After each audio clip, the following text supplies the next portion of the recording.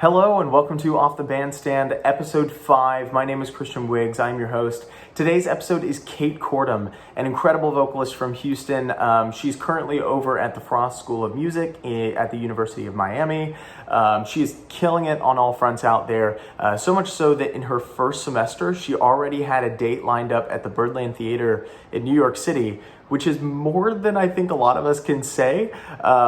We talk about how, that first semester was just crazy of figuring out, all of the newness of school and university, and then also having this huge monumental performance to prepare for at one of the most treasured jazz clubs in the country. We talk about how we both have a shared love and early listening experience of the New York Voices, which is a great jazz quartet, very similar to Manhattan Transfer and things of that nature. We talk about her influences and her process and, a crazy gig story of singing the National Anthem and having bees chase you around and making it look like you're doing a square dance. So it was just a whole lot of fun. I know you're going to have a lot of fun listening to it. I definitely had a blast doing it. We hadn't really met before this episode, so we'd kind of reached out and touched base on social media, but nothing formal yet. So it was great to just have a little extended time to sit down with her. So anyways, a couple other quick plugs that we have is Daniel Dufour, our first guest, has his record out. It's called Standards. Go check that out. It's so good. And, talk about a super melodic player and a group that just very much understands each other and makes it sound so effortless, while also sounding so dense. And there's so much that you can sink your teeth into there. The next one I want to plug is Thomas Wanglinski's new record, which is called Adjustments Made. It came out about 2 weeks ago. He was our third guest on the podcast, so go and support him. It's very tasty sounds and an incredibly, thoroughly enjoyable time. I'm still listening to it nonstop. You're gonna love it. It's really great. And then my new record just came out a few days ago, or I guess now it's been a week. Between Love and Fascination is now available on Spotify, Apple Music, all of the online stores. You can go check it out now. Thank you so much to everybody who's reached out and said nice things. It's been a process to get it out, and I am so grateful for the entire way through, and I'm glad that you guys are enjoying it. So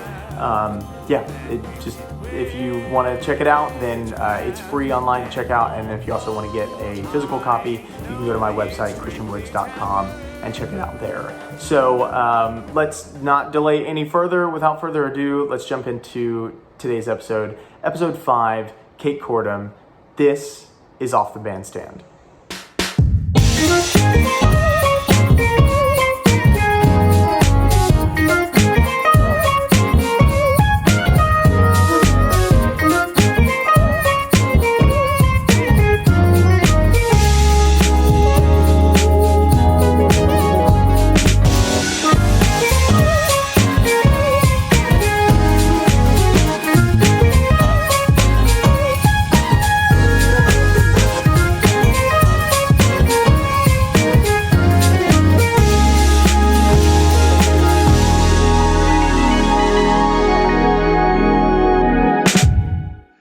It's nice to meet you. Maybe not formally, but I guess see your face and hear you talk, right? Right. We haven't done that. This is a first for, I guess, close to a first for the podcast video series, whatever we want to call this. Where the first guest was Daniel Dufour, and he and I had met several times in passing, just at each other's gigs, or if we were meeting up afterwards. But this is the first guest that I've had that I don't know at all. We haven't met at all. So thanks for being the first one. Glad to be. Yeah. So how are you? How are you holding up with COVID-19? How's that going? Good. I'm supposed to go back to Miami in 3 weeks.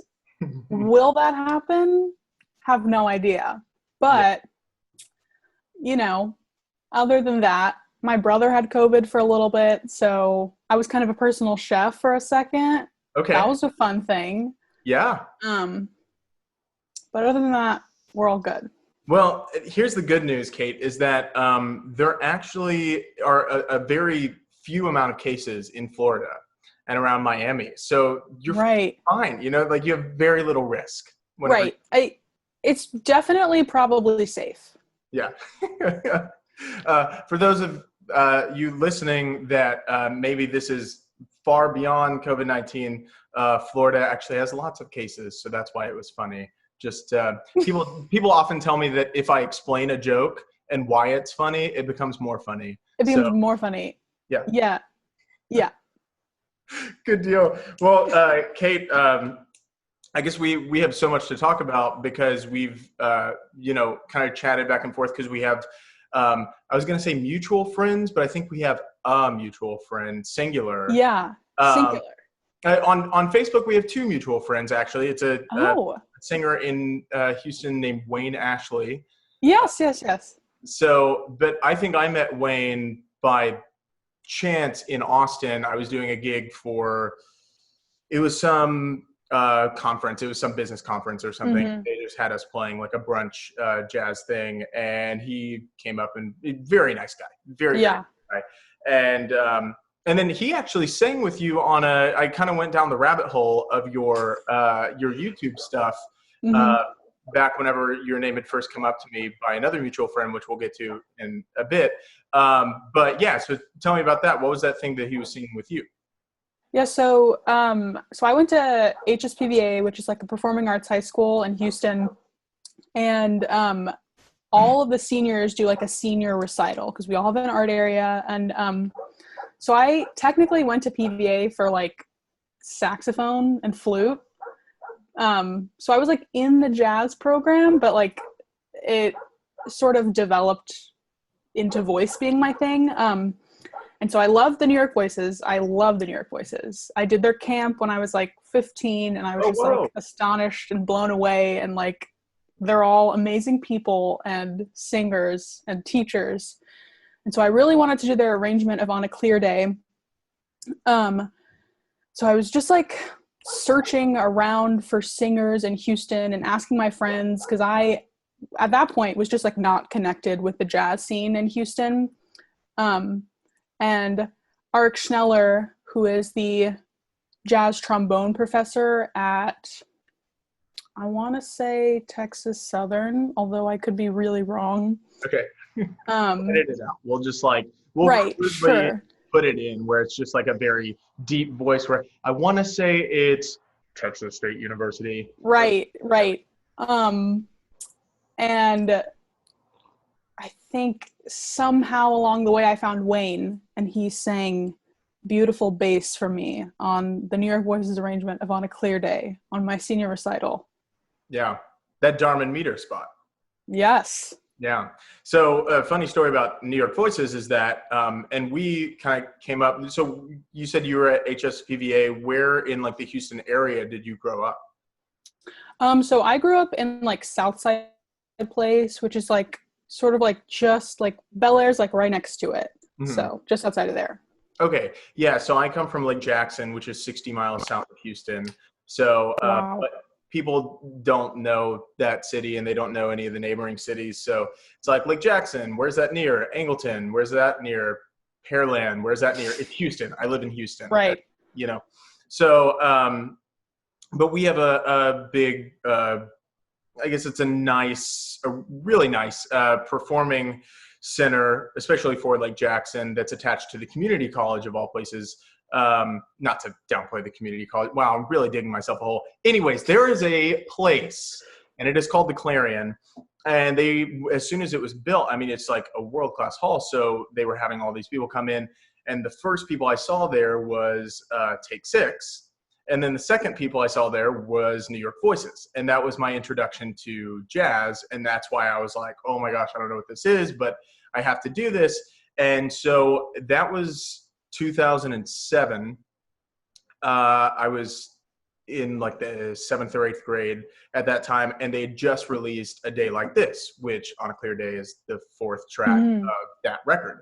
So I had wore out that CD, and then come to find out once I got to college, I was also a trumpet player, but my main thing was voice in college. I kind of did a flip-flop. The main instrument was trumpet in high school, and then I was just kind of like, well, what would I have a little bit more success hopefully doing, either voice or trumpet? And there's a dime a dozen, I guess there's a dime a dozen of both, but there's definitely a lot of section trumpet players. And I was like, well, maybe it'd be easier to get gigs as a singer. People don't necessarily want a brass instrument in a restaurant as they're, eating their $300 meal. So anyways, I got in the big band my second semester there and was playing, and the guy who was, a guest director on staff for a semester while another professor was doing sabbatical, was a guy named Dr. Steve Hawk. And he and I got to be friends, and he was like, hey, do you want to do like some singing tunes with the band come in front? I was like, that'd be awesome, trying to break into that. And then he was like, well, come by my office, let's look through some charts. And I see on his computer, he has some New York Voices charts. And I was like, oh my gosh, can we do on a clear day? I know we don't have like a quartet, but I can just, it's a standard, so I can just do it like that. And he was like, oh man, yeah, that would be cool. Let's definitely put that in the rotation. He's like, yeah, I actually played with New York Voices. And I was like, oh my gosh, that's amazing. Like, I would love to hear that story. And then I told him what I told you about wearing out that CD of A Day Like This. And he was like, oh yeah, no, that's the record I'm on. He's like, I'm the trumpet player on that record. And I just about fainted because it was, such an integral part of, my early shedding of like listening to jazz, before venturing out into instrumentalists. And so for that to have happened, the universe to kind of align, I said align and I went like this. It's like, no, align like this was really cool. So anyways, not to totally steal and pivot off of your New York Voices thing, but yeah, so tell me about that camp that you went and did, because I knew that they were doing that, but I was like, I don't know if I can go to New York, right? Because that's where it's at. Mm-hmm. Yeah, so, oh gosh, I must have been, so I really started wanting to do jazz like right around my sophomore year of high school. Sort of something similar happened to me. My big band director, I was like, I want to sing. I want to do it. Please let me. Mm-hmm. And he was like, sure, like let's have a little like informal audition, just like sing something for me. And I asked to sing Dreamsville. I didn't know my key. I was way off. It was really bad. And so I was like, okay, I'm going to become good. And I'm going to sing with the big band. Sure. So that summer I went to the UNT jazz camp and I just like found the New York Voices one, and I happened to get off the wait list. And at that point it was in New York. It was in Ithaca, which is like fake New York. When you think of New York, you don't really think of Ithaca. It's real New York, but it's, anyways. And so, I got to be in Peter Eldridge's ensemble. I got to take private lessons with Lauren Kinnan, and Lauren especially was just like really a catalyst for like my love for just like singing. Like she was just like, yeah, you like got this, like you can do this. And I was like, wait, really? Like you're kidding. She's like, no. Like you actually can do it. And I was like, no way. And so and it's crazy for like somebody of that caliber, right? Like a world-class musician who's played with, just about everybody. I think once you make a record with Bob Mincer, you know that it's like, yeah, they're for real. But long before that too. Anyways, continue. Right. Yeah, no, and right, for just her to be like, this 15-year-old, like nobody, like can do it. Mm-hmm. And so she like let me sing in like the showcase, like there was like a camper showcase. And so like, that was like my big like jazz performance opportunity, was that showcase. And it was just like a week of like, I got to learn how to write songs with Peter. I got to learn how to arrange with Darman. Like, I got to learn how to perform and talk to a rhythm section with Sean Fitzpatrick, who's a pianist up in New York. And then I made like so many friends who I now go to school with and am like talking with all the time. And I went again, not like this summer, but I went again in 2019, and it was in Michigan at that point. They partnered with like Greg Jasperse, who is the voice professor at Western Michigan University. Mm-hmm. And it was just like another summer of more intense exploration. Like when I was 15, I like didn't know anything. I just like I could like read music, but I couldn't really like sing. Sure. Right. And then like I was like 17 at this point. And so I could like do a little bit of singing. Mm-hmm. And it was just, yeah, like my roommate who's now, or my roommate now, I hung out with her at that camp, and just like, it's just like a big epic hang. It's so fat and good and amazing. Yeah, man, that's amazing. So was it, where in Michigan was it at? Was it at Michigan State? It was in Kalamazoo, Western Michigan University. Okay, gotcha. I was going to ask, because I think, I could be wrong, but I was going to ask if it was at Michigan State, because I think Diego Rivera teaches over there, who also is really incredible. But man, that's amazing. So I guess, tell me about that transition and that pivot, and then how, because you said you were a saxophone and flute player. I was going to say flautist, but I feel like people would not know what that is. It's more of a, I don't know. So anyways, tell me more about that. And like, so you were doing that primarily, and then singing kind of snuck in. And then, so did one kind of replace the other, or did one take the forefront, or did they kind of like follow each other equally? Right. So my parents, like many parents, I feel like, forced me to take piano lessons. And I didn't. I really like was against it. I like backlashed. Even though I had always loved singing, like I used to sing Madonna and Sheryl Crow with my dad in the car. Oh, cool. All the time. But so in middle school, my mom was like, you should do band. And if you do band, you can quit piano. And I was like, got it. So my brother had already played saxophone. So I was like, well, let me just like also play saxophone, because then I don't have to buy a new instrument. Like then I can just like take on the hands. Yeah. And then I ended up really, really liking it. And that was like what really drove me to get into PVA. It was basically like middle school band. Mm-hmm. And then kind of like my 8th grade year, I started getting bored with saxophone, and I really wanted to learn flute so bad. And so I like borrowed a flute from the middle school, and I like started like messing around and teaching myself. And I told my saxophone teacher, and he was like, bring it in. Like, let's actually like learn. Like, let's not, you know, teach yourself. And still through all this, I had always like loved to sing, but it was kind of like a private, like, I don't tell anybody I sing. Like, it's this secret life of mine. And like, my first like public singing performance must have been, I sang the National Anthem at the 8th grade graduation. And I was like, this is it.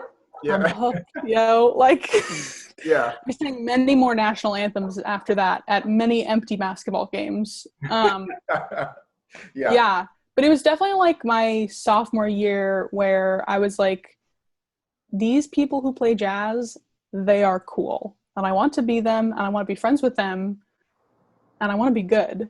And so I kind of fell out of love with saxophone. But I still definitely play flute all the time. I played flute in my college ensemble my first semester at University of Miami. So singing is definitely the forefront, but I still love to play flute all the time. The saxophone hasn't been out in a while. Okay, I was going to ask, like, do you still like play a lot with, like, do you still bring out your horn, like your saxophone, and play very much? Nope. Okay. No sweat. I'm curious about one thing. For the listeners who don't know, vocalese is a style of singing that is where it originated with people like Jon Hendricks and Lambert Hendricks and Ross.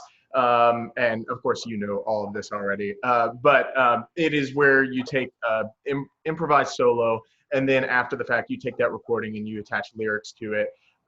Hopefully that are poetic. There are a dime a dozen vocalese lyrics that are not. and maybe tried to write in the vein of Lambert, Hendricks, and Ross. And it just didn't work because it was a different time and it's not as cheesy anymore. Anyways, I digress. I'll let my criticisms go aside on that. But, and then Vocalist has it since extended to writing lyrics to a, like the head of a tune, like a melody of a tune. And it really has become this whole thing. So back to you. I'm curious, do you do much Vocalese, and does your prior saxophone playing influence which artists you pick to do your Vocalese? Like, are you more gravitated towards sax players if you're going to do a Vocalese? Yeah, I think that's a very interesting question. Very good. I tend to transcribe basically almost exclusively tenor players. I think it's very interesting. Like I never vocalists, never trumpet, never even alto. So I think for sure, just like the early sound that I was used to kind of draws me to the kind of language that most saxophone players use. Yeah. I'm actually working right now on a Hank Mobley Vocalese on If I Should Lose You. It's on Soul Station. That was almost bad. But yeah, and I've done Jo Laurie, who was a background singer for Sting for a little bit. She wrote a Vocalese on Remember, and I wore that Vocalese out so much.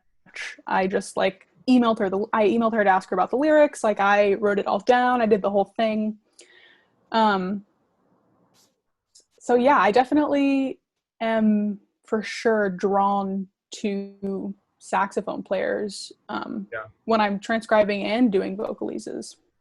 Yeah. I think it's really interesting who people gravitate towards. If you were to say there was a tenor player that you most gravitate towards, I know you named Hank Mobley that you're doing something now, but is there a specific person that you keep coming back to on transcribing? Yeah, I think as much as I love Hank Mobley, I think Soul Station is kind of the only album of his that I really just hook onto. But Sonny Stitt, I always find recordings of his that I really like. One of my favorites right now is East of the Sun. Yeah. That Sonny Stitt does. It's really killing. Yeah, man. I found that for some reason I was more gravitated towards, and I mean, it's not easy or it's not hard to connect the dots. I was gravitating towards trumpet players. I started listening really hard to Clifford Brown and Freddie Hubbard and Lee Morgan. And then I wouldn't say that I've dived as hard into this person, but especially at the end of high school, Ear Food was the Roy Hargrove record was always playing in my car. I didn't have the record of it like I did of New York Voices, but by that point, everything was digital anyways, for better or worse.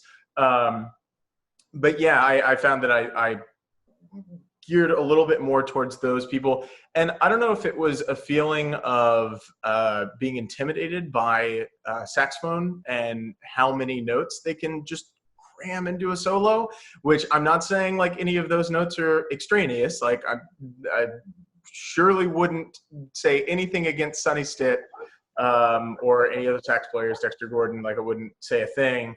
But I think I gravitated more towards the trumpet players because they had more limitation of what they could say. And so for the really great improvisers, it was more about you can say more with less, which subsequently is why I also gravitated towards piano players and Bill Evans being like the main one, because Bill Evans' whole thing was like, say more with less. You know, like there's that documentary of him talking with his brother on YouTube. It's like 45 minutes. I think it's The Universal Mind of Bill Evans. And he's just like, yeah, you could play this, and plays this like really heady line. He's like, or you could say the exact same thing with less vocabulary and plays the exact same line with about 40% of the notes. And it's like, whoa, this is awesome. Do you do much Vocalese? Like, do you dabble into that much, or is it more transcribing? I really love vocalises. I think sometimes I listen to myself sing them and I'm like, does that sound good? Mm. Or did it only sound good when the person who I listened to do it? Sure. Yeah, the one that I'm working on with If I Should Lose You, that's the first one I've ever tried to write. But I mean, Lambert, Hendricks, and Ross are of course like the mecca of like vocalises and just trios. And I mean, all of their stuff is amazing. I don't know that I sing it a lot, but I definitely jam to it and listen to it all the time. Yeah. It was like really great. And then like once it started becoming just like John Hendricks too, like later down the road, I mean, you listen to John Hendricks and it's like undeniable. Like there's, and I mean, another thing, you can't say a thing about these people after they like cut a record with Thelonious Monk. I mean, like that's like, you are now permanently removed from critique, I guess. Because there's that, what's the tune that he does on that Monk record? It's a vocalese, it's a Monk tune. Boy, this is bad. I haven't listened to that in a while. I'll remember it and then come back to it. But anyways, I found that vocalese was just this much more ultimately freeing thing, because as vocalists, like on the bandstand, like we sing our head in, and then if we have enough vocabulary, like especially as a younger musician, which I'm still very young, obviously, but as a much younger, whenever I was like 18, 19 gigging, I didn't have the vocabulary to take a full chorus. So I would just sing the head in and I'd watch in amazement these people have these like crazy improvised solos, and then come back in, sing the head out. And I generally wouldn't alter the melody all that much. So it became this thing where you almost go into this depression on the bandstand where you're like, I'm a fraud. Like everyone else here deserves to have this chair, and then I don't measure up. So then once I started doing scatting and improvising, I was like, oh, this is so much cooler. Now I feel like I'm a part of this. And then vocalese was like the epitome of that, because then you were taking someone else's thing and then you were able to transcribe it, and then you were also like adding in your own addition. You were maybe not an enhancement, but you were adding an addition and then honoring what they were doing while also, you know, keeping the ball rolling. And then obviously that just came primarily from my ridiculous obsession with Kurt Elling and Kurt Elling's music. I mean, it just, I'll stop there because I really, the podcast would be over. You could like leave and I would never know it. I would just be like, no. So anyways, so I did want to say too that before too long that our other mutual friend was who let me know about you and your music, which is Sarah Milligan, who is, by the way, if people don't know Sarah Milligan, she's amazing. She's a great hang, the sweetest person in the world, and is doing like so much good. Like we all are like on the bandstand trying to keep the music alive. She is like doing the Lord's work with advocating with Jazz Girls Texas and being like the chairman of that, like bringing that forward, because it's so true. Like, and it's one of those things that you don't realize, especially as like a man, like you have to like take a step back and realize that whenever you start to look at like, you know, famous jazz musicians on Google, and then like 85% of them are men, you're like, whoa, this is a conversation that we really need to have. So anyway, she was like, hey, I am doing this, I think it was essentially Ellington down in Houston. And she was like, hey, there's this singer down here that you got to check out. Like, she's amazing. And usually when people tell me about like a high school singer and they're like, oh, they're amazing, I'm like, okay, all right, yeah, like I'll listen. And maybe that's me being like judgmental or shitty, I don't know. But and so then I looked up, I can't remember what it was. I think it was Yardbird. was it the big competition that you did? Yeah, that's on YouTube. And like within an A, right? Within like the first 8 bars, I was like, oh shit. Like I was like worried. I was like, I need to hit the shed because there's a lot of good vocabulary in here, and there's like this tone is really great, and I am older and I need to go practice now. So all that to say, you sound killing. Like it's amazing. Like you sound really, really great. And what's even more so about what I really enjoy about listening to you and like all your videos is that your tone is so far beyond what you would think. You're 19 or 20, right? 18. 19. 18. Your tone, or you're 18. Yeah. Okay, 18. So even more so, your tone is so far beyond like what, I mean, you already have the vocabulary, but you could not and just like open your mouth and sing and people would be like, oh yeah, that's like a classic sounding jazz musician. Like I even used you as an example to one of my students where I like turned the computer around, I pressed play and I was like, who do you think this is? And they started throwing out a couple of different names and I was like, how old do you think this person is? She was like, I don't know, probably like 30, maybe in their early 30s. And I was like, no, this person is around your age. And it was like a pump up to try to get her to be like, no, I can do this. But anyways, I'm kind of word vomiting and giving you lots of compliments, but all of that to say, I mean, really just your tone is incredible. And I knew as soon as, you know, I heard you and Sarah kind of put that together, I was like, well, I want to know this person, albeit maybe selfishly, just to be like, hey, like, this is incredible, the stuff you're doing. So anyways, I'll stop now. Thank you. Wow. Of course. Yeah. So I guess a further question about that, did you know what your strong suits were whenever you were going into college, and then did you hone in on those, or did you like immediately hit the shed with the things that you wanted to get better at? Well, oh, wow. That is, my lesson teacher would love that you asked that question. I think my strong suits are for sure tone, and I think my ability to swing. Mm-hmm.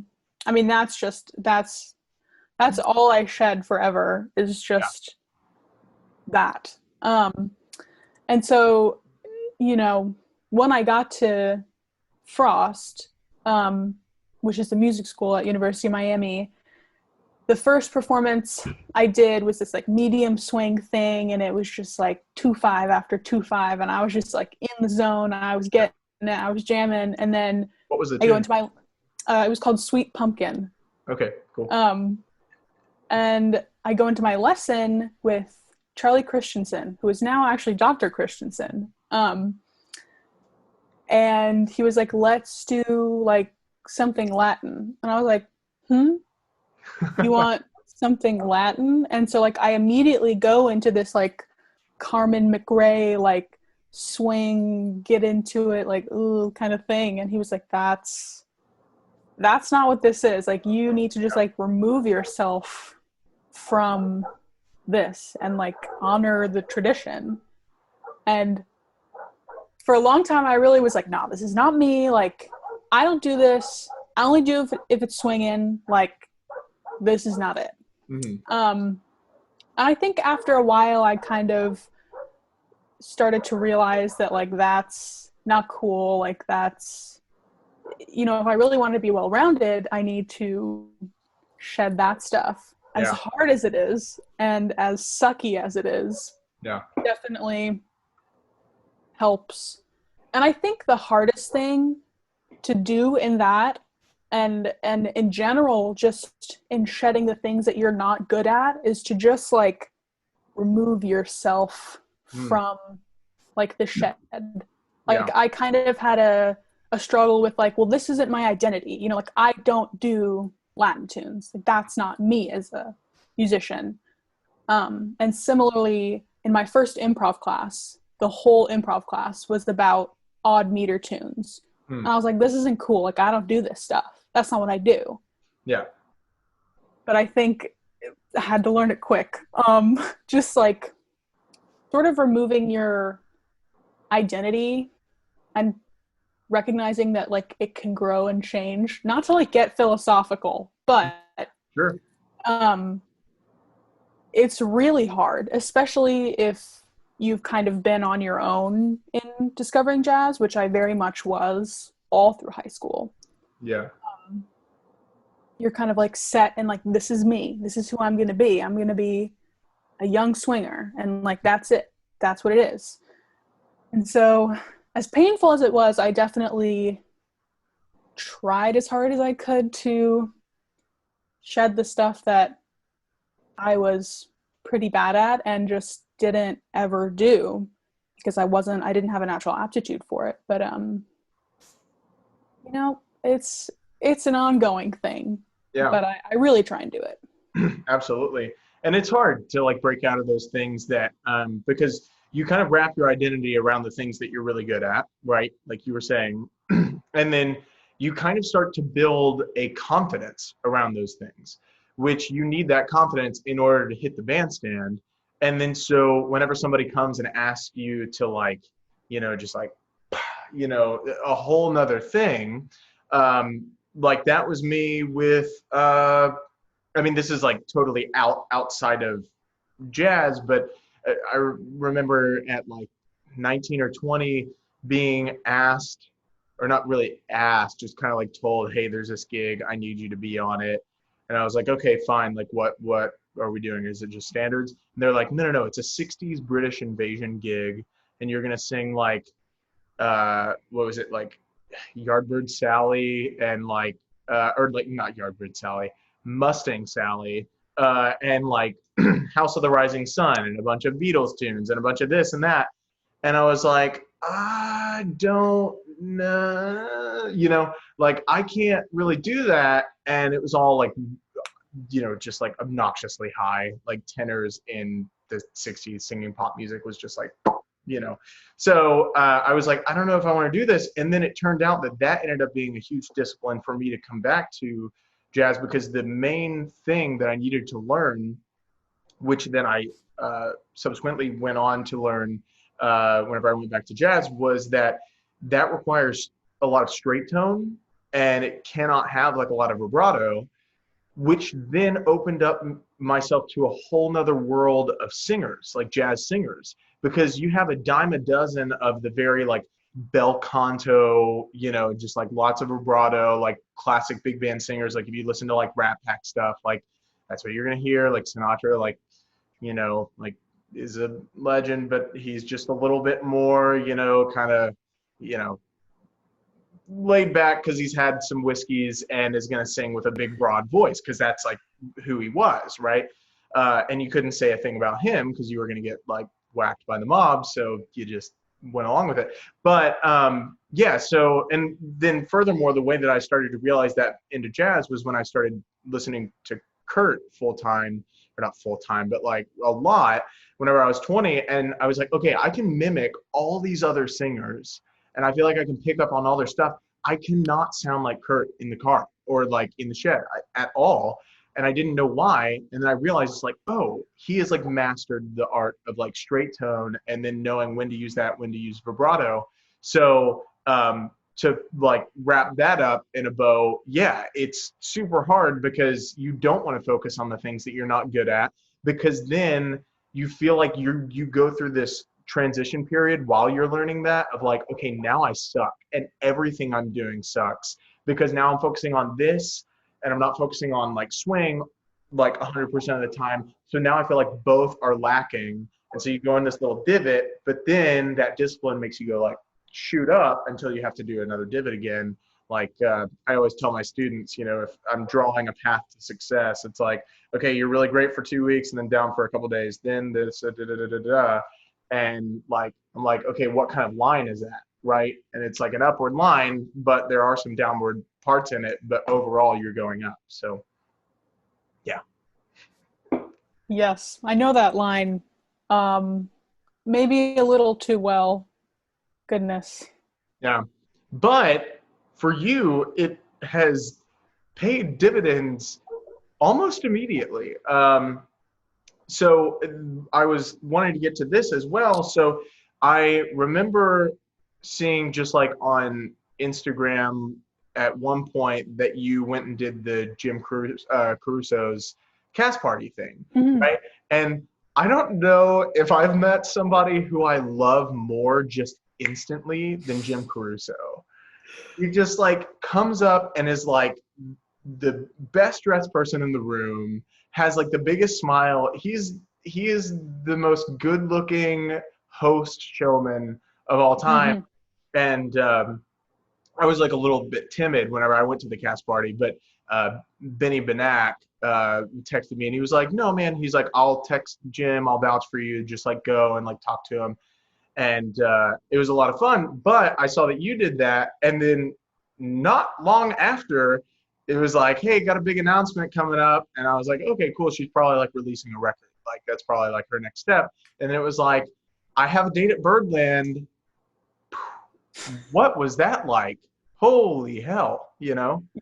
Yeah, that's like like in 2 words, like that's what it's like. But no, so I went to cast party first. It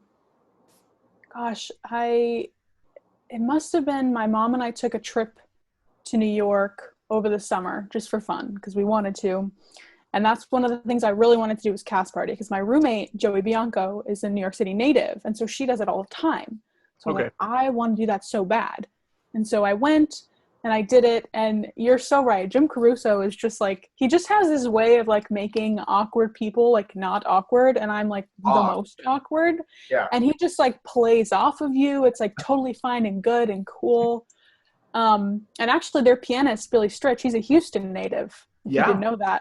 Yeah, he came down and I'll let you go on. I have a story about him in a second. No, he's awesome. But yeah, so I sang there once, and then that was it. And then it must have been the next year I came back.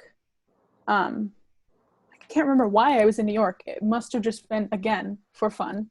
And I went back and I did another tune, and just kind of went home, and that's what happened. And then I went back the next night to see Veronica Swift and the Emmett Cohen Trio.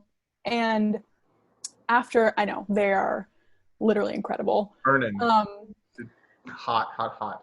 Yeah. For real. But then as I was leaving the show, Gianni Valenti, who's the owner of Birdland, like walked up to me and was like, you sang here last night. And I was like, yeah, I did. He was like, you were really, really good. Like, let's like exchange info. And I was like, really? Like for real? He was like, yeah, for real.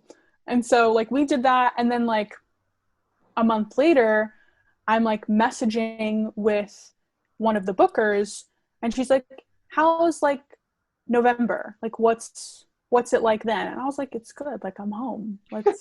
She was like, got it. Here's your date. And I was like, you're like, real? I don't care when. Like, I could have a test. I could have end of semester recital, and that date is fine. Going. Yeah.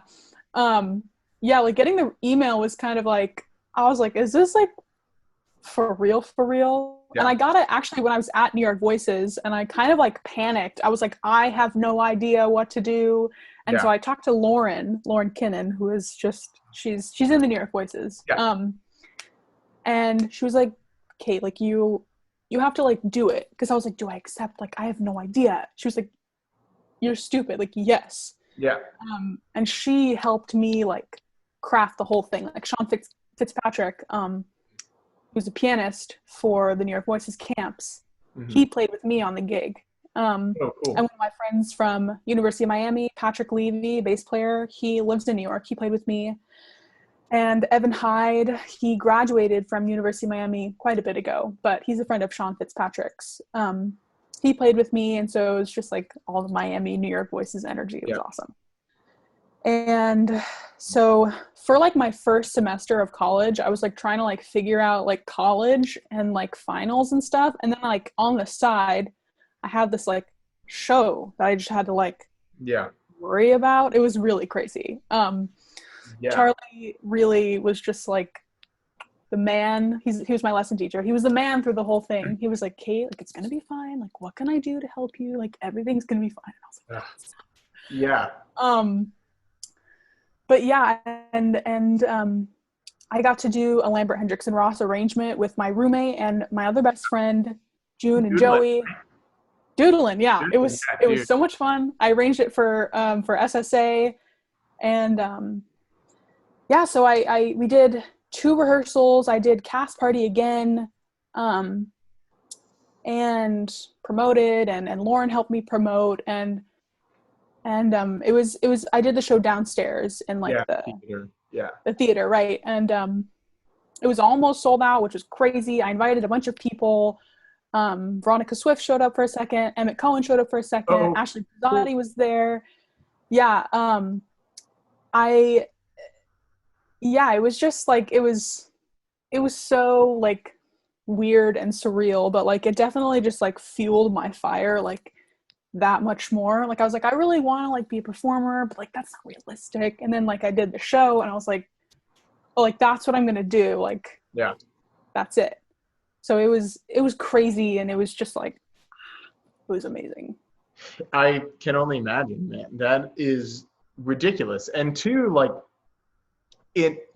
I won't assume to know like what your feelings are, but like being that you were going into, because at that point you hadn't started college, right?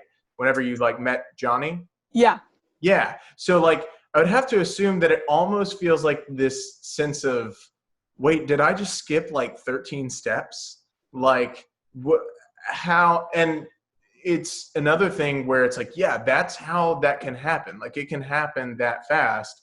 I mean, it can like, I mean, hopefully not for you, fingers crossed, it can be taken away that fast, but it can be given that fast too. And it's really just about like getting connected with those guys and being up in that scene like as much as possible, right? Like being in those hot spots, because it like helps with who you know. But I remember somebody telling me at the very beginning of my career, they were like, look, it's not about who you know. That's bullshit. They were like, it's about who knows you. And I was like, whoa. So it's like at that point it was like, no, you can't just like know somebody and they maybe reply to you every once in a while on like social media. It's like you got to like get in with those people. So the fact that you were able to get in close contact with Johnny like immediately, that's amazing, and is also a testament to you and like what we affectionately refer to as the hustle, right? Like you were there, you put in the time, you made the hang, you went one night, and like lots of people would just be like, oh yeah, I'm gonna go one night and then I'm gonna leave, and then hopefully people will remember me. But no, you were like, no, I'm gonna like keep going back, and I'm gonna like see all the people. Yeah, whenever I was I went in January to Jazz Congress, and that was ridiculous. Unbelievable, such a great experience. But I went and saw, I basically lived at Birdland. I was like, well, I'm gonna like go check out, like I'd been a couple times before, and I specifically go by myself whenever I go, because unless I'm going with another jazz musician, people are like, oh no, let's like go to the Empire State Building, let's go to like this, let's go to that, let's go to the Met. And I've already done those things, but I was like, no, this is like, we are going to live in a jazz club. And they were like, no. And I was like, okay, cool, then I'm going by myself. It's cheaper anyway, it's fine. And I can make all my own decisions. But anyways, I basically lived at Birdland because I saw, first night I got there, I watched both sets of Kurt, and then Clark Summers, which is his bass player, has been a friend and somewhat of an informal mentor to me over the past several years. Said a lot of things that have really kind of like changed my life and changed my approach to things.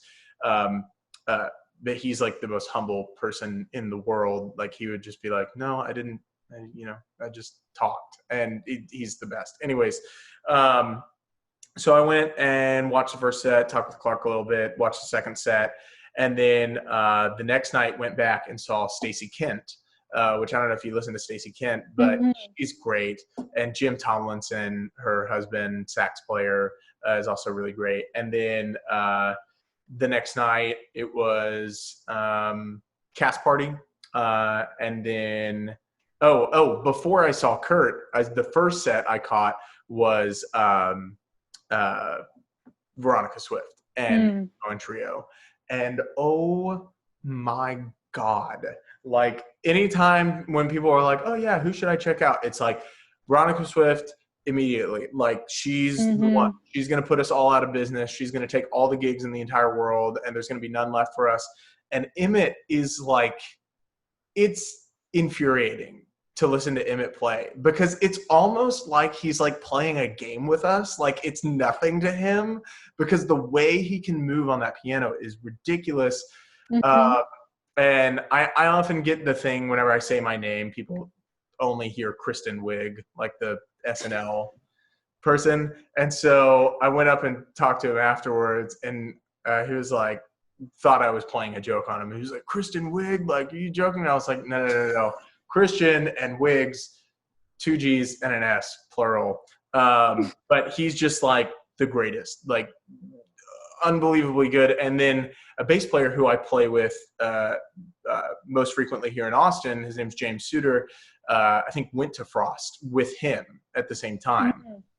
And so I had plenty of stories to tell me about him before I went up. But I mean, winning that, what is it, American Pianist Association award is incredible too. Anyways, I'm talking about all these other people now. We should be talking about you. You are the guest today. So anyways, how have these other like semesters, obviously that was a monumental, overwhelming, crazy first semester. So what was that second semester like? Did you get a chance to breathe and die down a little bit? Yeah, I definitely so I did Birdland the day before Thanksgiving. And so I came home and like it was Thanksgiving. And then I went back to school and it was like finals week. And like I had my jury, I had my improv jury, I had like all of these different things to like worry about. And so winter break was like, I'm doing nothing for this whole time. Nothing at all. No one can stop me. So it was really nice. I explored lots of other genres. I kind of have this like secret love for like musical theater, which is like I don't tell anybody about, but listen, I do, and I'm not ashamed to say it. It's not a far stretch though, because like all those golden age musicals are standards. Right.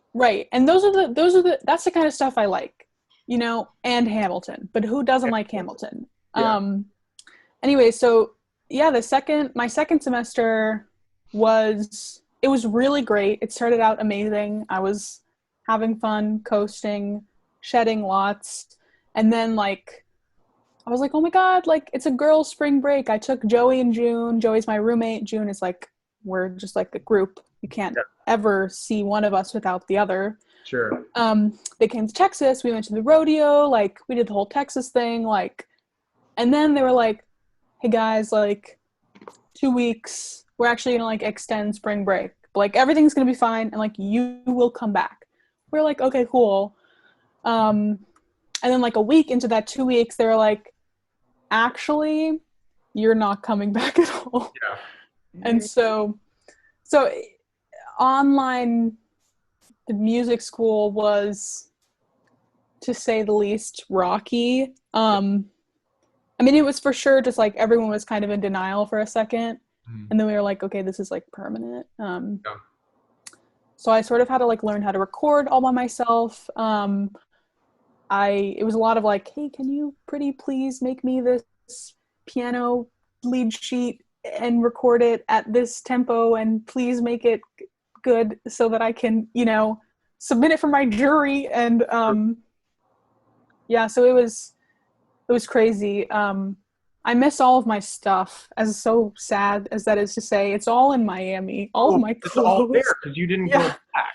Oh, yeah, no. I just had to like pick up and leave. I miss all of my clothes. Like, oh, I have a favorite jacket. It's there. Oh, it's fine. Everything's fine. I'm fine. But, yeah, so it was kind of such a sad end to like a freshman year. Like it was like the last Zoom call and like, just you like press leave and you're like, yeah, this is it.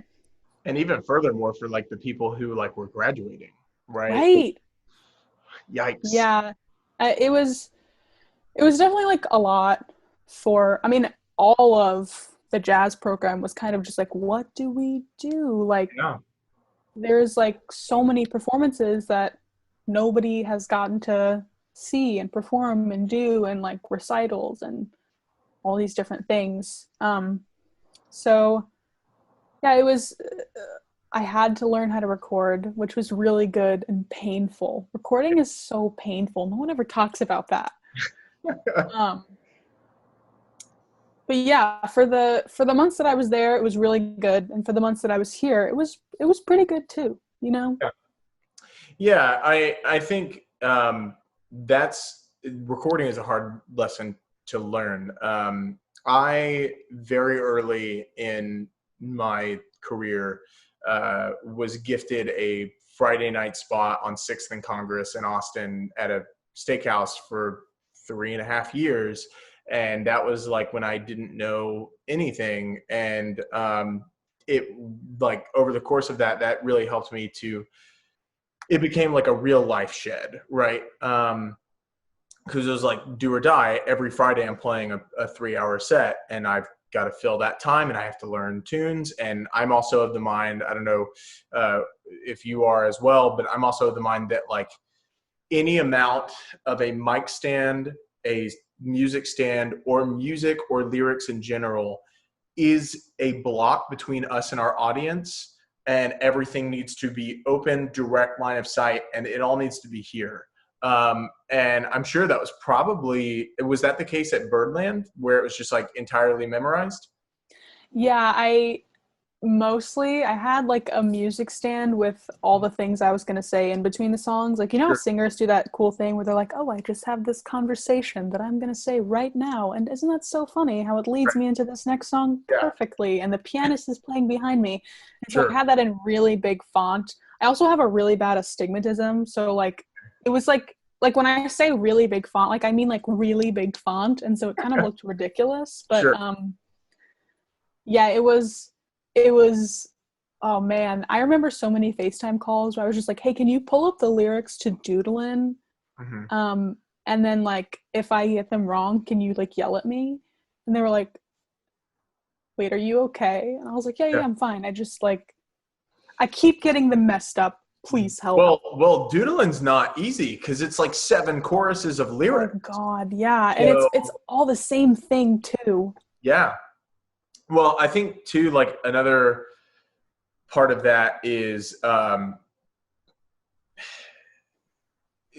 always like to think of it as being like a total story, like because I had this thing where for 2 or 3 years I learned 2 new standards a week, like memorize like fully like the whole thing, and it was like almost in the same way as like running. Like it was like an exercise just to keep my brain healthy and fresh, and like just keep that muscle going of memorizing. But even then, Doodling in its massive amount of lyrics, because you're thinking like you're doing the 2 courses of the head, and then you're doing that bridge only that only happens once, right?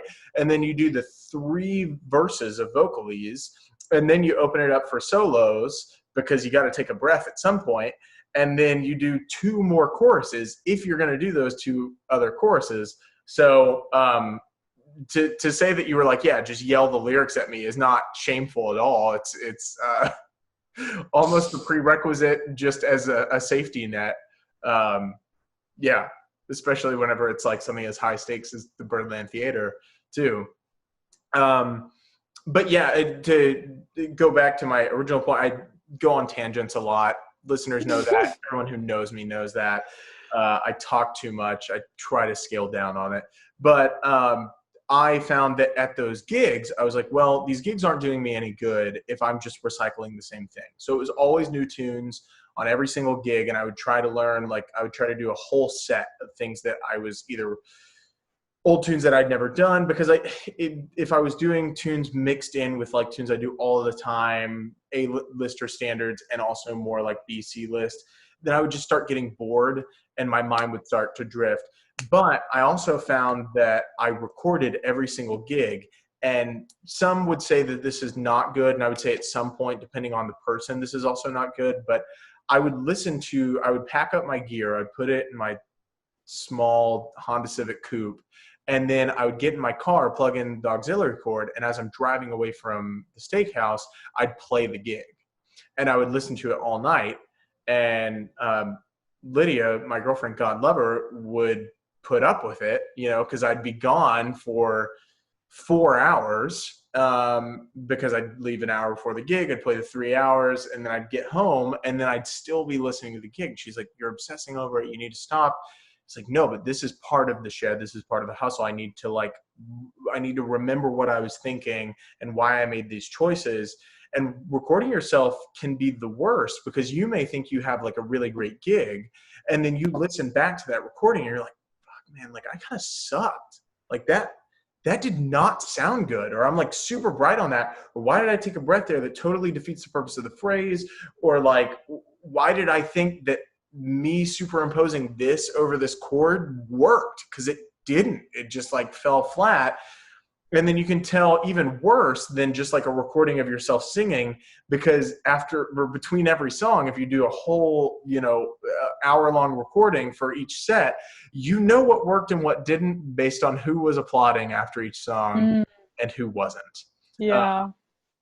If you hear the football game on the TV that's the room over, that it's like, either they weren't paying attention, or maybe I need to rethink my strategy there.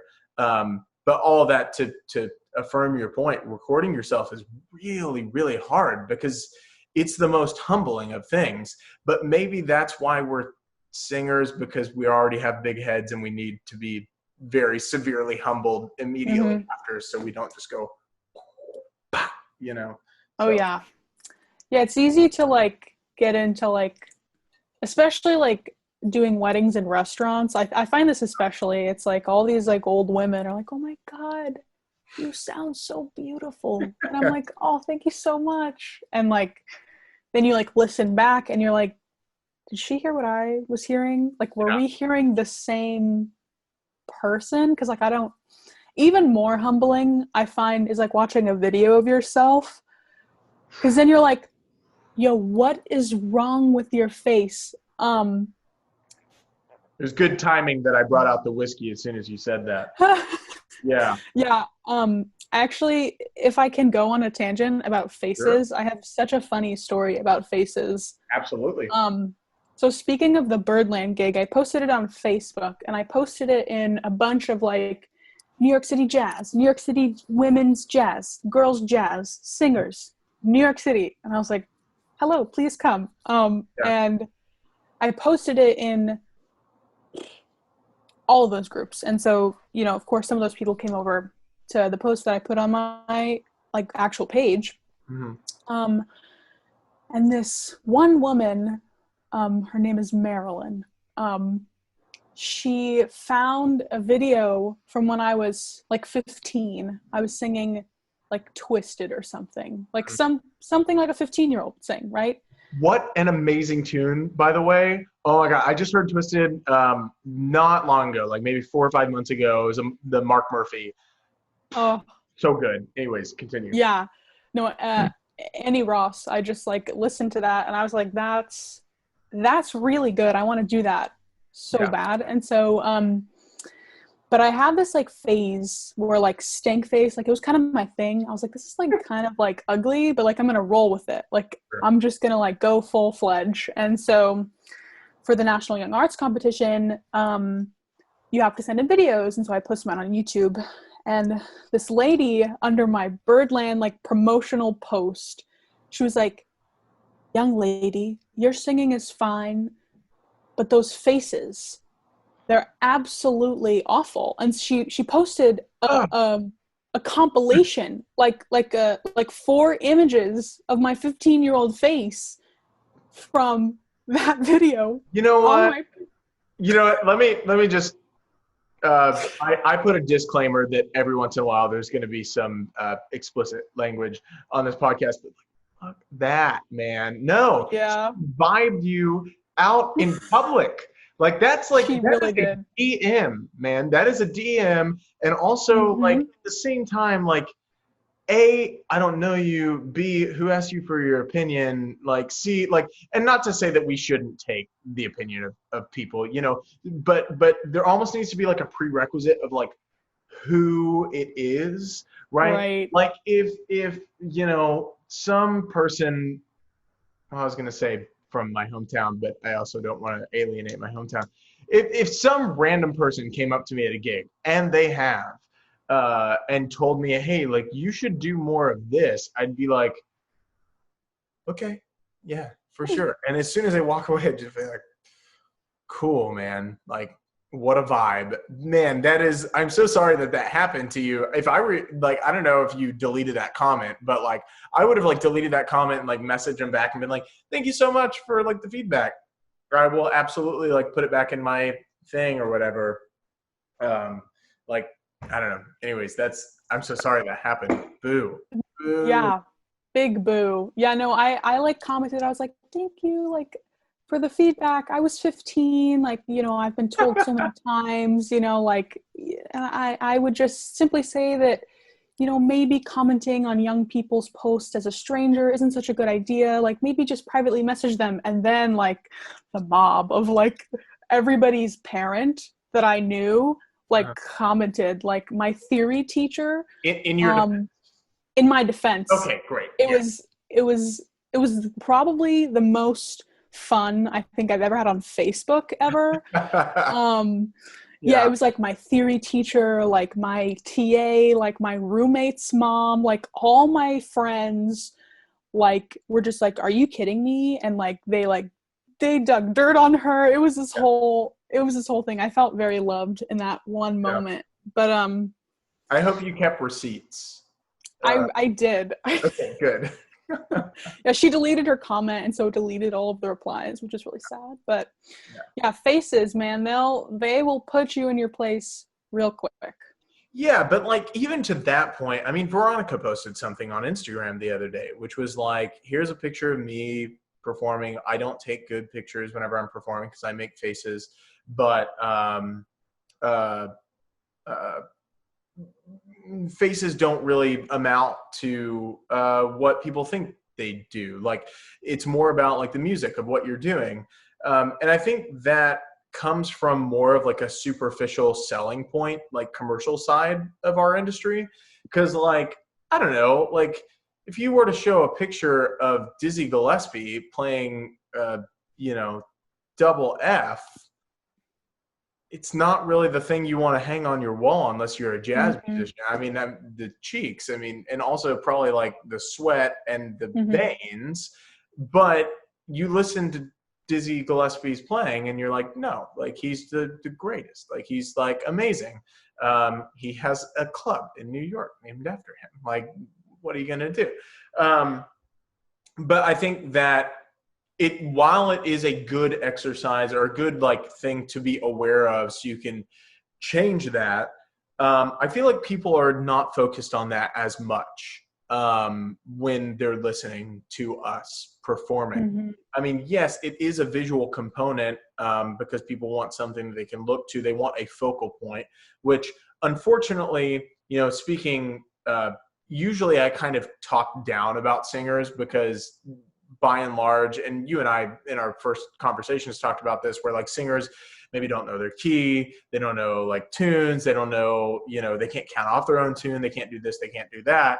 But at the same time, we do have a lot of privileges assigned with our instrument, like try to book, you know, as a bone player, try to book a steakhouse gig. Like it's not gonna happen, you know, and so there is a visual element to us, but at the same time, do what you need to do with a healthy vocal technique to make the sound that you want to make. And I guarantee if you were to go and like look at anybody, I mean, like go down the list, Ella Fitzgerald, Carmen McRae, Sarah Vaughan, Billie Holiday, Kurt Elling, Veronica Swift, like you can find any assortment, you know, when you press pause on any of their videos of like ugly faces, what do we remember about them as people and as musicians? Not their faces, you know. But that, as it pertains very little to the listener, it is everything to us when we look back at videos, because we want to be pretty and we want to be, you know, So anyways. Yeah, it's interesting that like that's because I often think of performing as like a whole like shebang, and that's not the way I listen to music. Yeah. Like literally at all. It's just like, how amazing can you like make me feel through like the way that you sound. And I think, you know, another obvious small pressure is like women are typically singers. And so like that's where the image is. Like you have to be this like beautiful cocktail singer in this beautiful cocktail dress, dazzling the audience with your beautiful cocktailness and stuff like that. So yeah, it's always taught that you just have to be like beautiful and amazing and sophisticated and you know, sexy, but that's not, no one that loves jazz and loves music listens to it in that way. Yeah. So it's a great confirmation to hear other people say that. It's also awful. Like, it's like, I mean, not also, I mean, you were already talking about that, but like, I mean, I remember tuning into one of the Jazz Girls Texas things with Camille Thurman.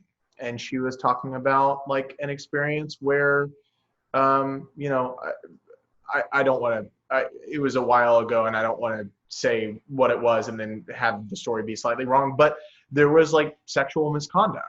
And I think that's not to go necessarily to a like super sobering point, but at the same time, why not go to that sobering point? Because it is something that very widely needs to be addressed in the community that, you know, I think I took for granted being a singer and being a man and being aggressive in my approach on the hustle, like trying to find gigs and being like, no, I'm going to call this place. And I mean, there's a place who I'm close with the general manager now, but I called him and called his place for 9 months.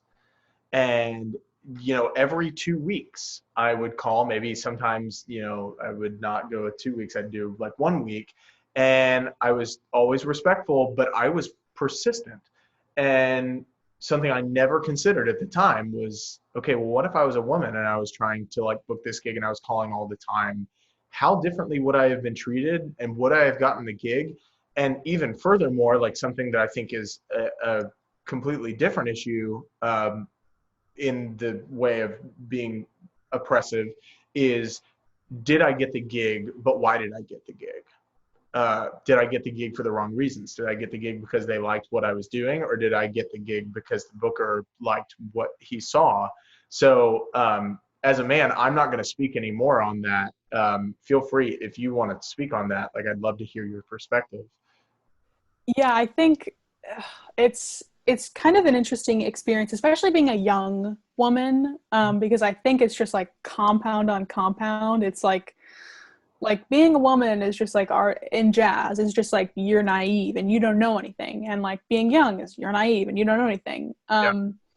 And jams in Houston are few and far between. And the very first time I ever went to a jam, it was in Montrose, which is the most awesome neighborhood in Houston. It's my favorite neighborhood. Aaron's? Was it Aaron Wright's jam? No. Okay. It's I don't want to expose the jam. But anyways, it's in all ages, super loud, super bussin', 9 to 3 in the morning. And I went with a bunch of my friends who I went to high school with, who were all pretty familiar with the jam. And so I had friends who, were pretty into the jam already. And so I was like, oh, this is going to be easy. Like, this is going to be fine. Yeah. So I went up to the guy. I was like, hey, like, I want to sing a few tunes, like, yada, yada. And he was like, okay, sure, fine. And so he lets my friends go up, and I like walk up with him, and he's like, can you just wait a few songs? Yeah. And I was like, okay, that's fine. And so the house band goes on break. My friends have played. All of my friends have played, and there was quite a few of them there. Mm-hmm. And so I talked to my friend and I'm like, hey, like I really want to sing. It's like midnight. Like I kind of want to sing. Like, can I do that? Yeah. He was like, yeah, like, let me just like take you up to like the jam leader. He was like, oh, you're a singer. You go to HSPVA. Like, oh, that's so cool. Like, but you're not going to sing like Misty, right? I was like, no, like, I'm not going to sing Misty. He was like, what about like you're not going to sing like Girl from Ipanema or like Find Me. You're not going to sing any of that stuff, right? He was like, you swing, right? And I was like, yeah. Why doesn't he just let you tell him what tune you're going to do? Like, yeah, it was, man. And basically I just had to ultimately fight him. And then I sing one song and I like kind of get ready to go off because it's like 1 a.m. at this point, and I'm like 16. What did you do? I think I did Honeysuckle Rose. And you know, the crowd loved it. It was great. It was like a singer who could swing and improvise, yada yada.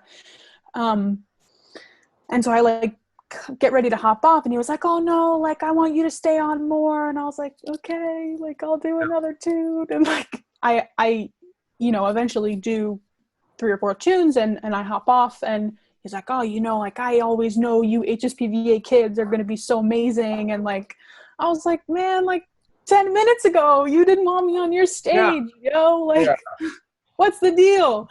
It is an awful uphill battle that singers go through in general, but a slight tangent to that credit, we've all been at jams where somebody comes up and they fucking sing At Last, and like come up and they call like ballads, and like the ballad is the kiss of death of any jam. So like we do have that uphill battle ahead of us, because like the person who has to be the least knowledgeable and get by to an audience is the singer. We don't need to know changes like in the sense of playing changes. We need to know changes if we're going to improvise, of course, absolutely. And even if you're not improvising, even if you're just altering the melody, we absolutely you need to know where it's going. And a tertiary comment, we just need to know changes in general. But it's the worst whenever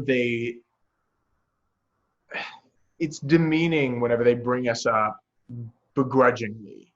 Yeah. And afterwards, it's almost like you've earned their respect. And they're like, oh no, like now you're in. And I guess for other horn players, like it's probably the same way. Like, they come up and they don't know what to think about you. And then you like blow them away, or like you do well enough and you get up there.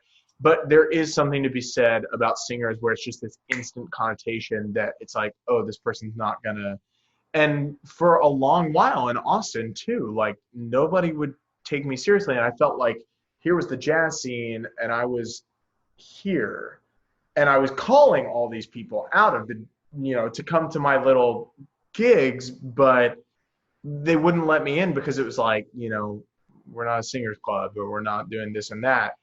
But back to the original point, like you said, it's compounded, because it's like singers, we already get a bad rap. Being young, we get a bad rap. And then being a woman, it's like they're just going to take advantage of you in that way, or they're going to like demean to you, and then they're going to like play to your emotions to think that you are worthy of the bandstand, when in all actuality, like you specifically are more worthy than a lot of people who are in the bandstand, like, of other combo musicians. So shit, I'm so sorry that happened, but I think you, in one fell swoop, you have that Birdland thing. So it's like, no, yeah, like I'm legit, like I'm doing the thing. I guess, like, have you had experiences where,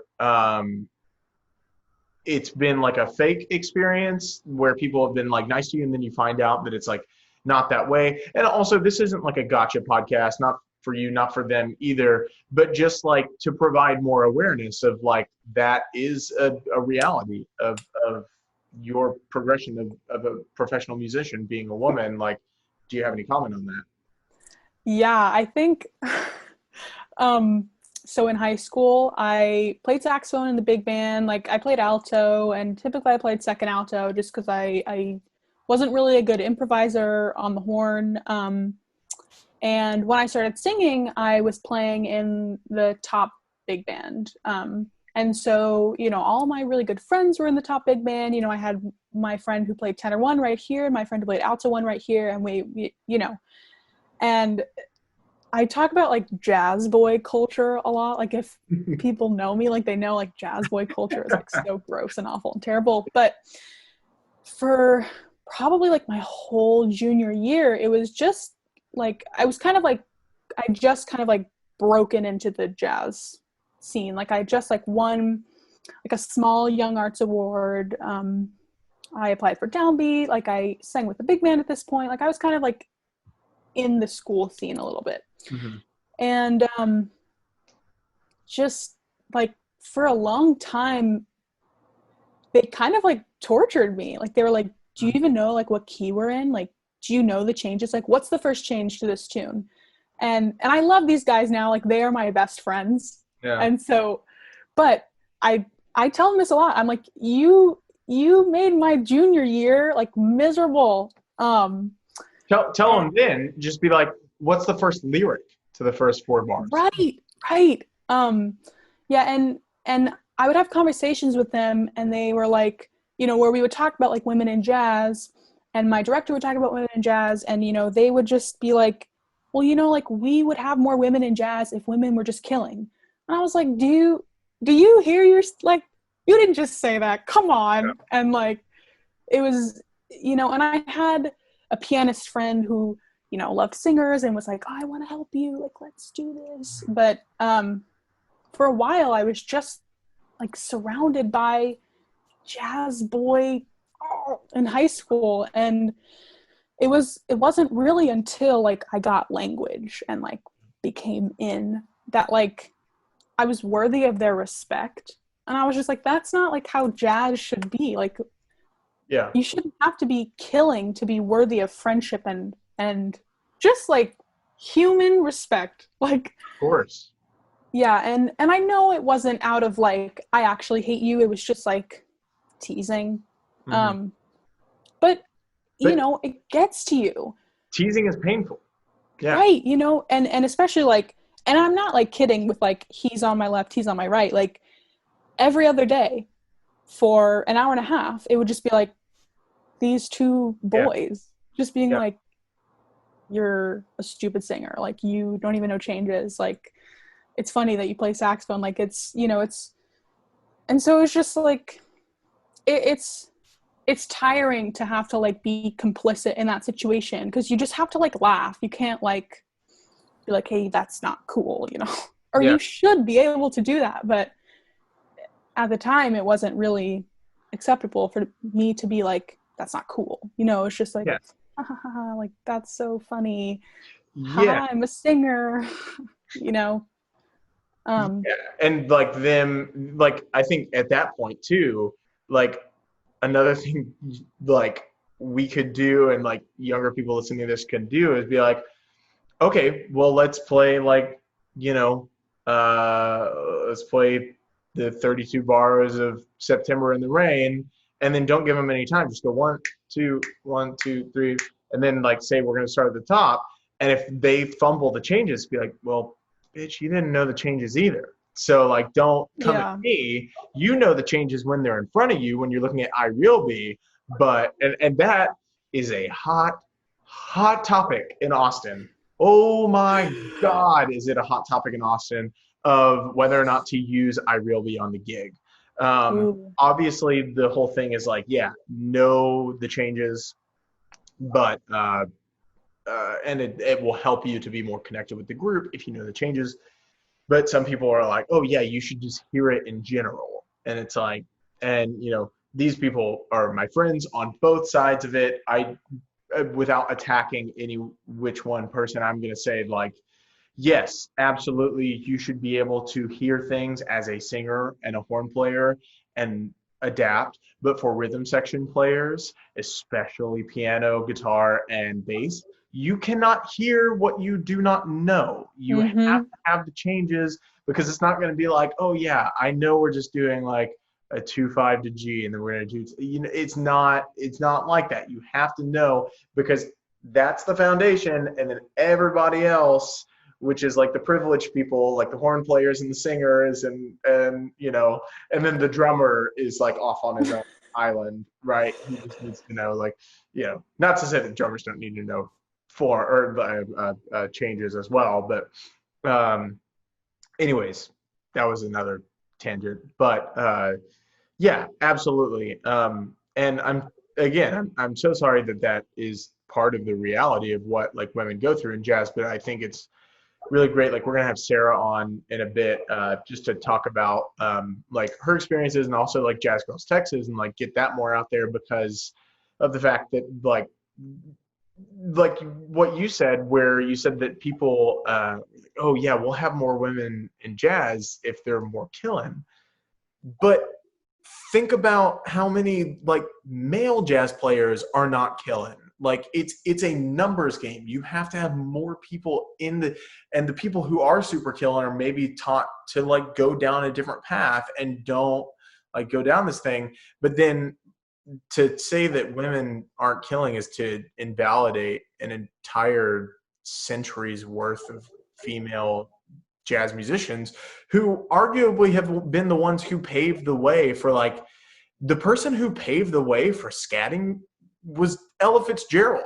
She's the, like, they call her like the queen of scat, right? Like, so to say that being a woman is invalidating being hip or being killing is like, it's completely contrary to the entire history of our craft.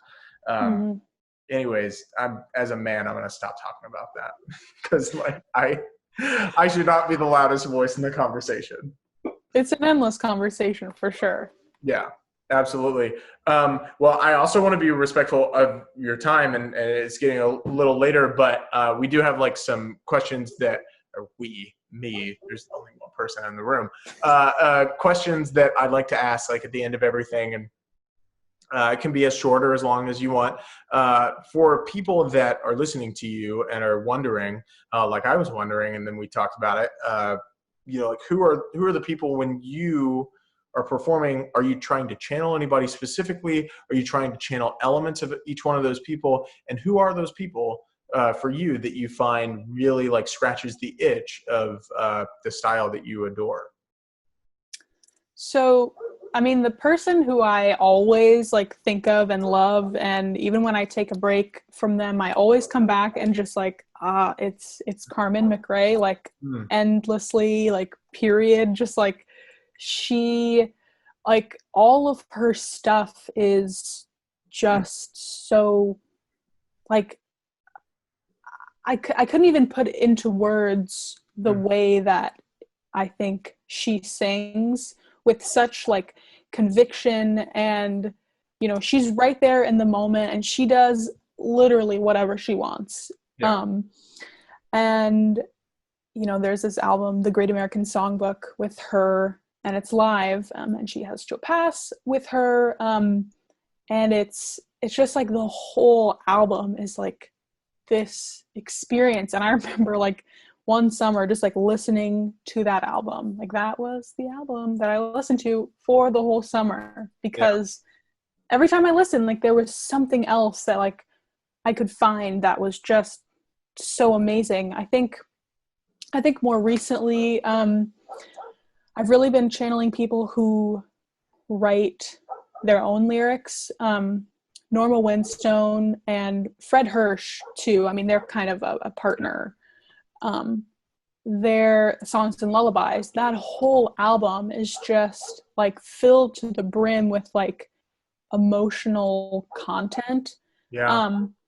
And you know, I hear a lot of people say, you know, as a singer, Norma Winstone is not impressive. And, you know, while she isn't, you know, Nancy Wilson, whatever, her lyrical content is just like, and same deal with Bob Dylan. Bob Dylan's lyrical content stands today. I mean, like all of his stuff like is applicable today. It is literally timeless.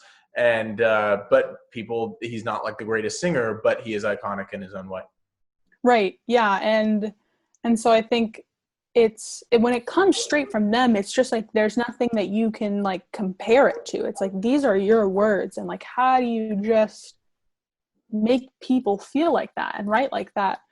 I think obviously Veronica Swift. There's a lesser known younger jazz woman. Her name is Lucy Yegizarian. Okay. That's awesome. She's incredible. She is so swinging, and she has this like gorgeous tone. She's, I think, currently living in New York. But yeah, she is so incredible. I think Nancy Wilson, of course, is always someone to channel. Like Carmen, she has that like sort of like, this is me, I'm here, and I'm going to do it right now, and like you're going to pay attention to me, and like that's what this is.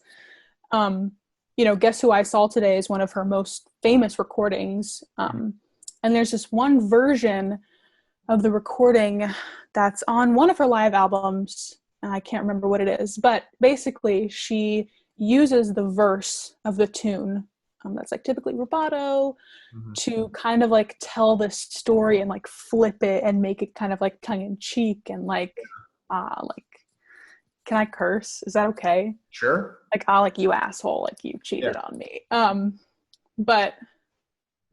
that's one of the things I actually love to do with tunes, like make them like, because jazz songs are all about like love and romance and like wow, yada yada, gross. And so it's nice to be like tongue-in-cheek, kind of like, oh, you like me, like whatever. Yeah. Like that's one of my favorite things to do with tunes, and Nancy and Carmen both do that so well. Yeah. One more person is Lola Albright. She's very lesser known, but she was probably the first person after, of course, like Ella, who I like really dove into. And she is one of the original singers of Dreamsville, written by Henry Mancini. And she sings it with him. And her tone is just like, it's just like, that's all you want is like her tone. Like, that's probably where I get my like love and like intense listen at my own tone from, is her. That's a lot of people. I like to talk about people. So yeah. No, it's all great. I would rather hear about more people than less people. And another thing that I've been talking about doing, and I hope to start putting it in the new episodes, is making maybe a Spotify playlist that is curated by each guest. So that way we can put the link to it and be like, this is all the people and like all my favorite recordings and stuff like that. So if you would like to do that, I would love to share that and put that link in there. I'm sure for a lot of us singers and just people, jazz musicians in general, it might be like 4 hours long, but more content is better than no content, right? So, man, that's amazing. So another question that I guess had specifically for you is, I haven't asked anybody else about this, but are you, and you don't have to, you could plead the fifth on this. You haven't put out a record yet, but you have a lot of recordings. Have you, obviously we all ponder the idea of records, but are you actively working on anything that might be a record in the next whenever, year or so? Yeah, I think I am not, like, to be 100% totally honest, like as much as I really want to record a record, and I think everybody feels this, it's like, oh, like right now, it's like, I'm not good enough right now. I think now in light of like coronavirus and just like everybody being like locked at home, I have been really itching to record with my friends, and more and more I have been thinking about arrangements and writing and things like that I really want to do. But as of now, I don't have the capability or just like the pure rep. I like for things that I do, especially performances, to be programmatic and have stories totally behind them. All of my shows are like named and you know, I just like to do that stuff. That's like cool to me. So as much as I like really, really want to say yes, like no. No, I totally understand. I look back at my first record and I'm just like, what? You know, just like, why the hell did I do that? And it was this like ignorance thing of just being like young. And I mean, I think at the time, I think I recorded it when I was 18 or I was 19. No, I was 19. And I had some stuff for it, but it was all kind of like thrown together. And it was more like, okay, well, let me just get something out there for press. And then the second record, while I, like you, I really like things to be programmatic. So I took a bunch of collections of songs and I created a narrative by weaving the lyrics together, all as like separate parts that meant very little separately, but together they made an entire story. But then I listened back to it, and my record's coming out next Friday. Oh boy, it's coming up soon. And I'm so excited for that because that is like I feel like this is my, in a way, this feels like my first record, because it's like the first one that I actually feel like I know what I'm doing, because it's kind of like you got to get all the shit out before. And while I stand by the previous records, and more specifically the second one, because of its arrangements and things like that, the vocal quality, I was an opera studies major in college with a ed certification that I don't use, much to my professor's probably disappointment. But everything's just kind of like, no, you know, it's just like very, very classical. And I was like, gross. Like at some point in time, I'll go back and just like punch out the voice and like punch anything in and just be like, remastered, like here's a new, but yeah, like I think that is a much more mature standpoint than I had, because I was just like, oh, I need to put stuff out now. I'm ready now. And it took me many years to be like, oh no, like this, like reining it in, being like, this is what's worthy of people listening to it. As opposed to just being like, oh, content, you know, let's get content out. But I know that when you do release that record, it's going to be great, because you could release one now and it would be fantastic. But I know it's like all at your discretion of like, what do I want to release out to the world? Kind of that same complex of like what you're saying, like the old ladies come up and they're like, oh, but you sound so good. And you're like, thank you, kind old lady. But like, no, like it's not there yet. So anyways, the final question that I always like to ask is, in all of your years, usually I say like in all of your years of gigs, and I'm sure you have had many that have gone maybe astray or have had like a crazy story. The way that we close out the podcast, video series, whatever, off the Bandstand is we say like, what's the craziest gig story that you've had? We've had everything to tornado almost blew through in the middle of a performance. They went inside, they come out, all of the tables are blown over. There's one beautiful plate of barbecue that's left on a table. He goes over and eats it, and then the client says they have to play the rest of the set. We've had somebody say that they got shot at and they had to pull somebody over the bar and dodge bullets. It's really run the gamut of natural disaster to crazy people with a handgun. What is your craziest gig story thus far? Oh my gosh. I have nothing compared to that, and all the gigs I've done have been few and far between. Oh man,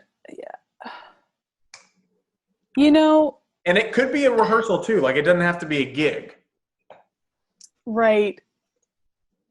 Oh God, see, this makes my life seem so boring. Like, I guess like I've forgotten the lyrics like once or twice or a few times. Kind of like something that's a little funny is So if anybody knows me, I will tell you that I'm allergic to bees.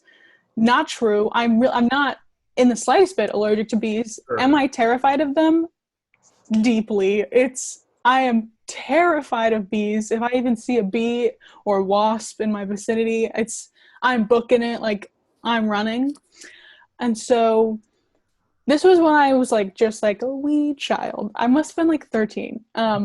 And I was singing the national anthem at a Rice University baseball game. And also at this point I wore cat ears. That's kind of like such a weird tangent, but like kind of for like a year of my life, I just like wore cat ears like as like a fashion accessory. Like I really thought it was like super hip and cool. Cool. I wore a fedora for a time too. So listen, it happens. Yeah. Go ahead. So I'm singing the national anthem in cat ears on a baseball field. It's 105 degrees outside. And everyone's standing up and a bee is like flying, and I'm like, oh my God. And so I didn't like run, but in the videos I'm like shuffling around, like singing the national anthem, like basically like square dancing. Yeah, sure. While I'm singing this national anthem, and my mom was like, yo, what the hell were you doing down there? And I was like, Mom, there was a bee, like I was gonna book it. And then like I remember that I was like singing the national anthem. Yeah. God is good because I didn't forget the lyrics. If I forgot the lyrics, I don't think I ever could live that down. So yeah, that's not like I didn't get shot at. There was no tornado, but there was a bee, and oh God, inside. Oh. Yeah. If it was a snake, I would have dropped the mic and I would have been booked out it of the entire park. So you definitely have a more respectable thing. You were like, no, I'm committed to the gig. I'm just gonna like make both a fashion statement with the cat ears and also like a dance around, rhythmic dance statement with my I wouldn't be surprised if like in the middle of it, like the person up in like the booth with the soundboard started playing like a square dancing version of the Star Spangled Banner and was like, there you go. Get her partner down there. Like, go ahead. You know, we are in very South Texas. That is true. Whoa. Taxes. Yikes. Well, Kate, I think before I mispronounce things or my hidden accent comes out more, I got to end this. But Kate, it has been so great to have you on. Do you have anything that you want to plug, specifically website, YouTube channel, future dates? I mean, future dates are kind of on hold for all of us right now with coronavirus, but do you have anything that you would like to plug to any of the viewers? Yeah, I think wherever all the things happen, just for all young people, and me included, is Instagram. So follow me on Instagram. It's at Kate Kortum, KateKortum. So that's that. Thank you for having me on. This is like super cool. I feel like a celebrity. Of course. I mean, like the whole point, I'm glad I'm saying this at the end and not at the beginning, because everybody has heard me describe the podcast to the guest every single time, and they're probably just tired of hearing it. But the whole point of this is to connect the greater jazz community. It's like I said in the text beforehand, I was like, it's just very informal, like grab coffee, grab water, grab a soda, whatever, get a drink. And this is just a hang, you know, it's a chance for people to understand who we are off the bandstand, because they get to hear us perform on the bandstand, but they don't, you know, if we were to tell our life story or our opinions, then the venue owner would kick us out of the joint. So, you know, this is the perfect opportunity to do that. People can click off or on the link at any time. So, Kate, thank you so much for being on. People, please go listen to Kate. She's incredible. And if you don't know her name already, you are going to. She is going to be really great. And she's keeping me in the shed every day so I can just keep up. Kate, thanks so much for being here. Thank you for having me. Of course. Okay. Bye-bye.